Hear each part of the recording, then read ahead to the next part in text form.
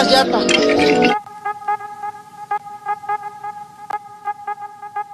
Halo CSku, bertemu lagi dengan manusia Madesu di Easy Film, seorang berandal yang merayakan hidup jauh dari kedunguan. Oke, baiklah, berikut ini gua akan meringkas sejarah geng paling berbahaya bernama Mexican Mafia atau LAM. Selain dianggap kejam, mereka juga dianggap sebagai geng Latin tertua di Amerika dan memiliki pengaruh besar di seluruh California. Oke CSku, sebelum kita mulai seperti biasa, kita intro dulu guys. Usaha kita mencari manusia, membotakkan mata, mengosongkan jiwa. Saya kesunyian, tak lagi kau dengar. Inilah saatnya engkau melihatnya. Ikutlah bersamaku, berjalan bersamaku, dengan apa yang membara, dengan asap bermakna. Marilah harapan jadi kenyataan. Marilah harapan jadi kenyataan.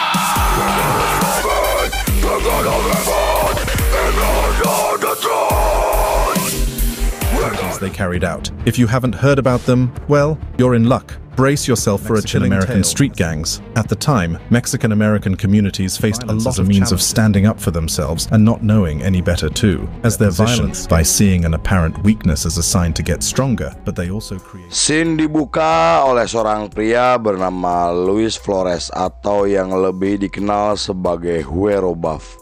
Ia merupakan anggota geng Los Angeles yang dikenal beringas dan sangat kejam. Di periode tersebut, tepatnya di tahun 1957, Luis ditangkap atas beberapa tuduhan seperti penyerangan, perampokan, dan pembunuhan. Ia akhirnya jatuh hukuman 15 tahun penjara dan dimasukkan ke penjara California yang dikenal sangat kejam dan paling mengerikan di dunia. Karena penjara tersebut dihuni oleh banyak penjahat kelas kakap. Walaupun Luis sangat terkenal karena keberaniannya, namun ia sangat ketakutan berada di penjara tersebut.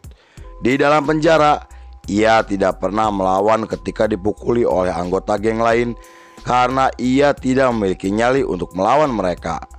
Beberapa bulan kemudian, ketika Luis melihat teman satu selnya dipukuli oleh kelompok geng kulit putih, ia berusaha melerainya dengan memukul salah satu anggota geng sampai tersungkur.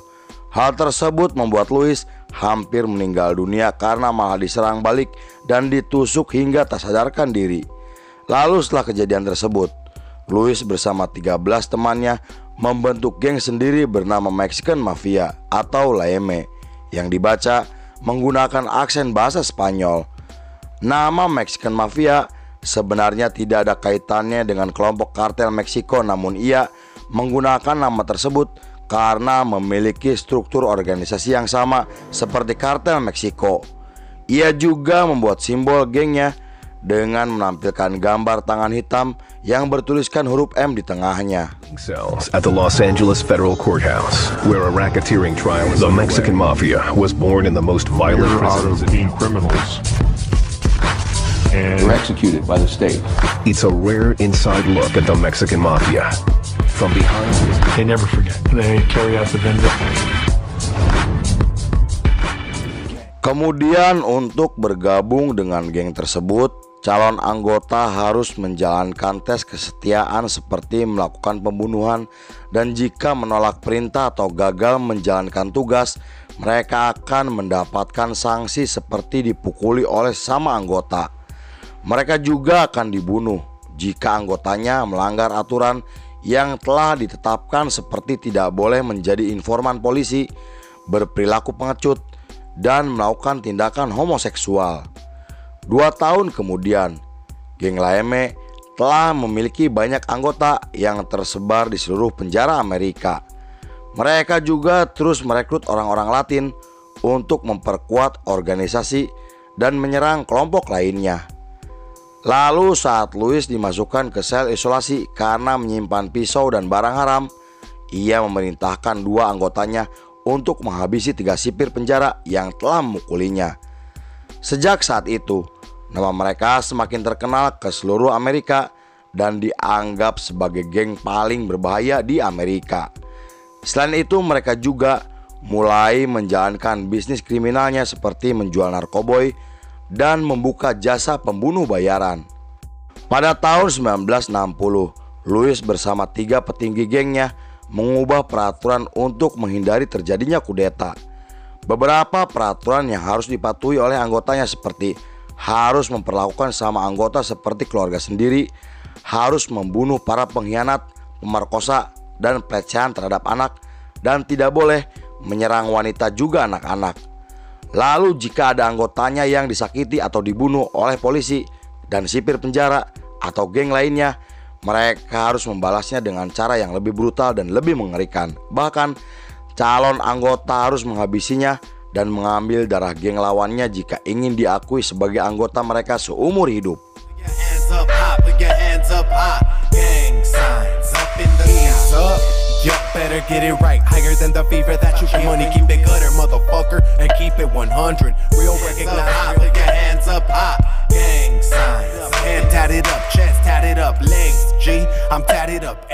Pada tahun 1961, setelah geng mereka terlibat perang dengan kelompok geng kulit hitam, polisi memindahkan Kadina, salah satu anggota geng, dan 100 kelompoknya ke penjara lain di California.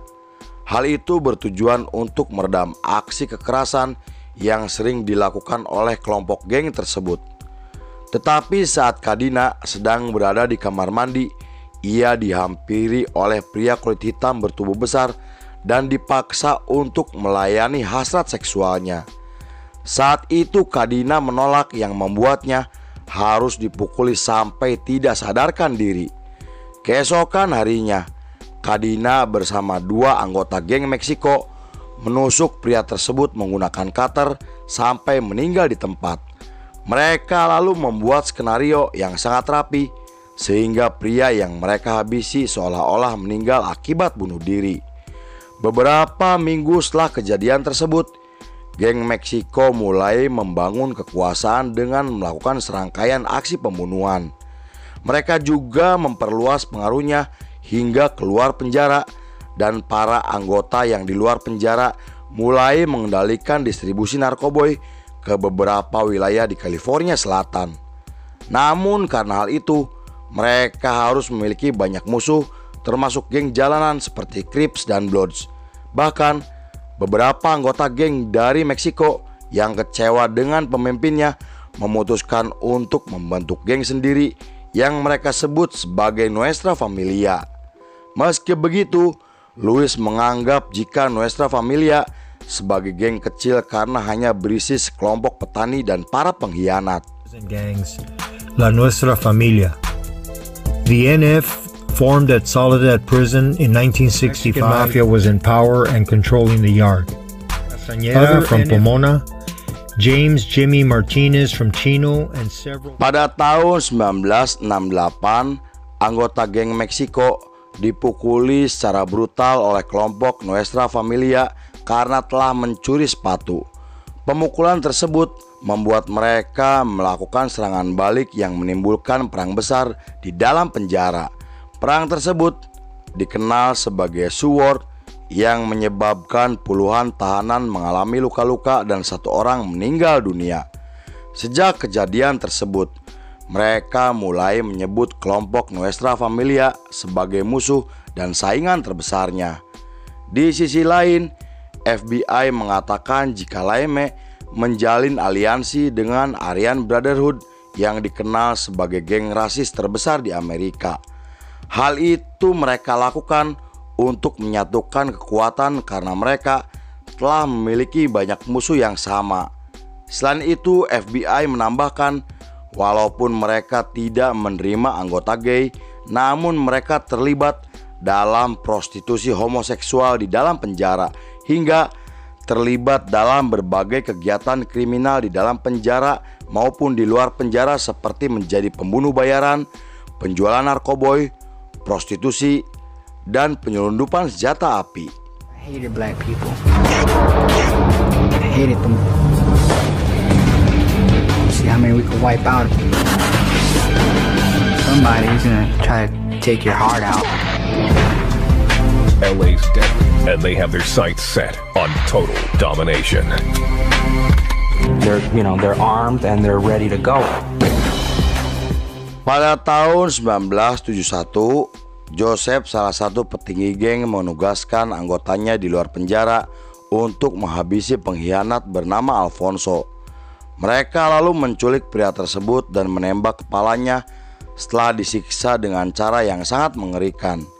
Setelah itu mereka membuang mayatnya ke desa terpencil dan tidak meninggalkan jejak sedikit pun. Meski begitu, FBI berhasil mengungkap pembunuhan tersebut setelah mendapatkan info dari agen FBI yang menyusup menjadi anggota geng Meksiko. 2 tahun kemudian, Joseph jatuhi hukuman seumur hidup karena terlibat dalam berbagai kegiatan kriminal, termasuk otak dari pembunuhan Alfonso. Ia lalu mengangkat anak didiknya untuk mengambil alih bisnis kriminalnya.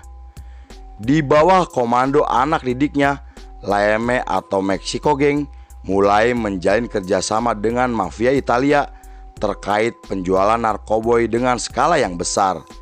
Mereka juga menggelapkan dana milik organisasi kesehatan yang didanai oleh pemerintahan Amerika. Karena hal itu, pendiri organisasi tersebut melaporkan tentang penggelapan dana dengan bukti yang ia kumpulkan selama 1 bulan. Tetapi Delia, pendiri organisasi, malah ditemukan tewas secara tragis dan bukti penggelapan dana tidak pernah ditemukan hingga sekarang. We caught up with him coming out of a hamburger stand. Fernando snuck up behind him. My whole teeth were on the sidewalk. Hated them all my life. It comes from your own. Di sisi lain, tepatnya di penjara bagian Arizona, muncul geng penjara bernama New Mexican Mafia. Kepolisian Arizona mengatakan jika geng tersebut memiliki pola dan organisasi yang sama seperti Mexican Mafia California atau Laeme. Lalu setelah ditelusuri lebih lanjut, FBI menemukan fakta jika geng tersebut merupakan perpecahan dari kelompok Laeme atau Mexico Gang. Perpecahan mereka dipicu karena sebagian anggotanya tidak menyukai sikap para pemimpinnya yang dianggap terlalu arogan. Kemudian sejak saat itu, kedua geng tersebut mulai saling serang yang menewaskan ratusan anggota geng dari kedua belah pihak hingga sipir penjara tidak pernah melerai pertikaian tersebut dan membiarkan mereka untuk saling membunuh. Pada tahun 1984, Alfred, salah satu petinggi geng Meksiko, menembak mati 2 anggota geng Arizona. Ia juga membunuh satu-satunya saksi mata untuk menghilangkan jejak atas pembunuhan yang ia lakukan. 2 minggu kemudian, Alfred ditetapkan sebagai target operasi setelah istri Ray melaporkan pembunuhan tersebut ke pihak berwajib. Di sana, sang istri mengatakan jika Alfred adalah dalang dari pembunuhan karena ia melihat dengan kepalanya sendiri. Keesokan harinya, istri Ray ditemukan tewas dengan luka tembak tepat di kepalanya. Alfred kemudian ditangkap dalam operasi besar-besaran dan jatuhi hukuman penjara seumur hidup.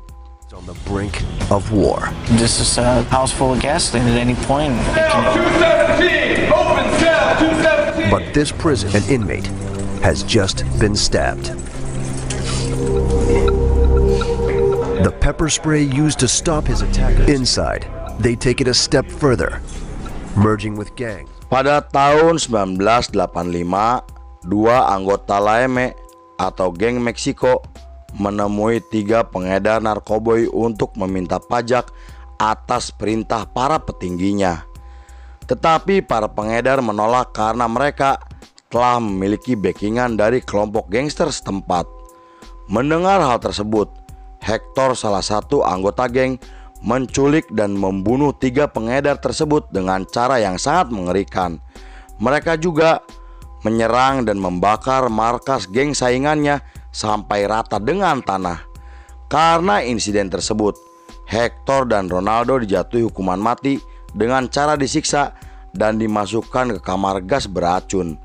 Pada tahun 1991, Ben, salah satu anggota geng Meksiko, menyerang anggotanya sendiri karena dianggap telah menjadi informan polisi. Walaupun telah ditikam sebanyak 26 kali, namun ia berhasil selamat dan melarikan diri ke New York. Setelah itu Ben menugaskan Charlie untuk menghabisi seseorang atas perintah dari pemimpin tertinggi mereka. Tetapi Charlie menolak tugas tersebut yang membuatnya ditembak mati oleh David karena dianggap pengecut dan pengkhianat. Di tahun berikutnya muncul film berjudul American Me yang menceritakan tentang kebrutalan geng mereka yang dibintangi oleh aktor bernama Edward. Lalu 3 hari setelah perilisan film tersebut, Edward menerima ancaman pembunuhan dari yang diduga oleh kelompok geng Laeme atau Mexico Gang. Hingga 2 kru film ditemukan tewas mengerikan dengan luka tembak di sekujur tubuhnya. Walaupun tidak ada saksi mata atas pembunuhan tersebut, tetapi beberapa orang berpendapat jika para pembunuhnya adalah kelompok dari geng Meksiko. Killing that first night got me the worst that Juvie had done. So now you take a look to see what this all got. I'm someone quicker with the trick. I know who you are. Before you say that, before you do that. Getting out of the front of the store, there are no officers in the parking lot. This looting is taking. Pada tahun 1998, FBI menangkap 22 anggota geng atas berbagai tuduhan seperti pemerasan, pembunuhan, penjualan narkoboy, dan pencucian uang. Mereka juga menangkap Ben yang diduga sebagai dalang dari pembunuhan 2 kru film di tahun 92. Beberapa hari setelah penangkapan tersebut, puluhan aktivis anti-gangster menggelar demo di hadapan kejaksaan. Mereka menuntut hakim untuk memberikan hukuman mati kepada Ben dan kawan-kawannya, tetapi karena berbagai alasan Ben hanya dijatuhi hukuman seumur hidup tanpa bisa mengajukan banding. 3 tahun kemudian, anggota geng bernama Mike terlibat pertengkaran dengan 4 pria saat sedang berada di sebuah klub malam. Walaupun sempat melawan, namun Mike akhirnya meninggal setelah dipukuli dengan menggunakan stik golf sampai hancur kepalanya. Kematian Mike membuat anggota lain marah besar dan melakukan serangan balik hingga mereka membantai keluarga para pelaku dan membakar rumahnya.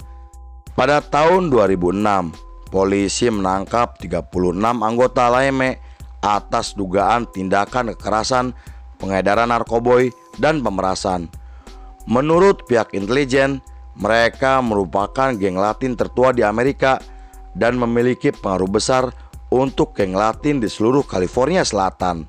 Selain itu, mereka juga memiliki lebih dari 20.000 anggota dan mengendalikan semua perdagangan narkoboy di seluruh Amerika. Karena hal itu, pemerintahan Amerika menganggap jika mereka adalah organisasi kriminal terkuat, berbahaya, dan paling ditakuti di dunia. Lalu film pun selesai.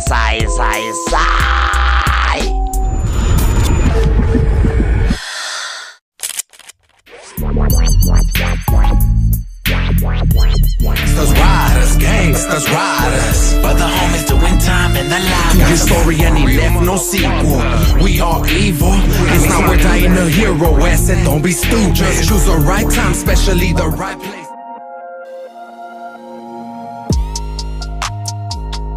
Mafia paling kejam adalah mereka para koruptor yang berada di dalam pemerintahan.